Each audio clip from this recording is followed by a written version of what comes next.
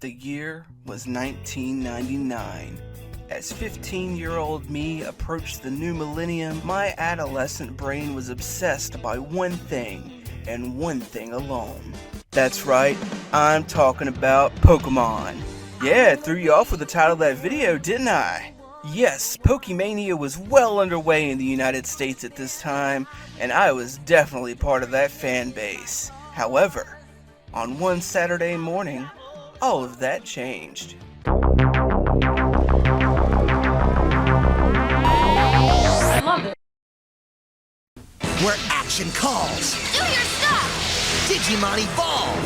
Get up and fight! When evil attacks. That's one mad Digimon! Digimon clash.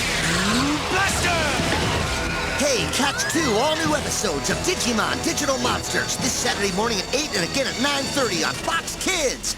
Starting out on the American Fox Kids block in the fall of 1999, Digimon Adventure tells the story of a group of kids who are chosen to save the world from threats born out of the internet. They each receive their own Digimon partner, who each has their own personality, powers, and ability to evolve into a much stronger form. I was a ride-or-die Pokemon fan until this show started. But the brilliance of Digimon Adventure was its heightened drama, which is way more likely to make you come back next week for the new episode.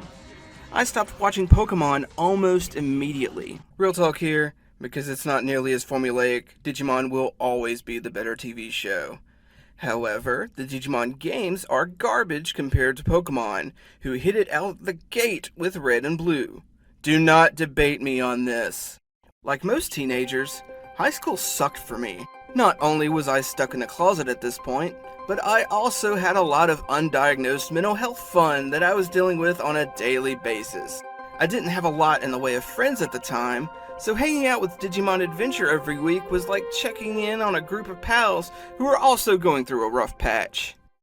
Yeah, I'm failing math, but Wizardmon just died, and my buddies seem to be getting through that okay, so maybe I can too? With my obsessive nature, I went pretty hard and heavy into the fandom. It's ironic that the show uses the internet so heavily, as I was just getting my first taste of online culture around this time. I joined various Yahoo groups and internet forums to discuss the show, sharing theories and getting sneak peeks of the next season, which was already out in Japan at the time.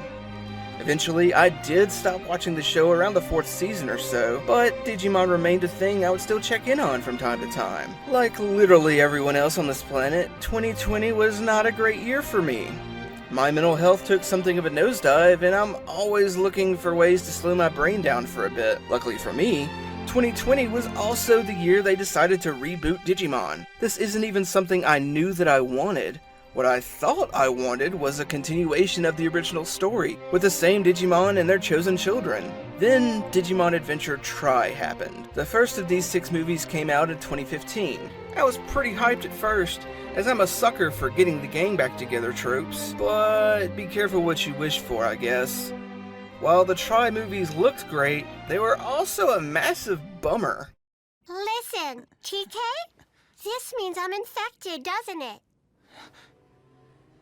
Not like this.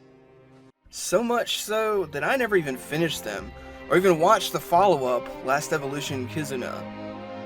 I thought maybe I was just over Digimon in general, until I heard they were going to reboot the series. I downloaded the first episode on a whim, and... Yeah, I'm thinking I'm back! Now, I'm assuming that if you're watching this, you're at least a little familiar with Digimon, and 2020's Digimon Adventure Reboot assumes as much as well. That's not to say this show is meant for adult fans. No, this production was very much made in mind with 5-year-old Japanese boys as the main demographic. However, there are a ton of treats here for older fans. For starters, this reboot flips the pacing of the original show completely on its head. Instead of the entire cast being thrown together in episode 1, we're slowly introduced to them over the course of several episodes. Plus, the first 3 episodes act as a send-up to the beautiful movie Our War Game, which initially took place after the events of the main series. That's right, we get Omnimon in episode 2, son! Surprises like this are where the reboot shines. I assumed I would have dropped the show after a couple of episodes, but it keeps throwing me curveballs. we start seeing the main cast get their ultimate evolutions by episode 10. And not only are there new upgrades to some ultimate forms, but Digimon I've known for decades have all new evolutions. Well, maybe they're not that new if you played the card game. As of this recording, the Digimon Reboot is still airing new episodes. It's not perfect by any means.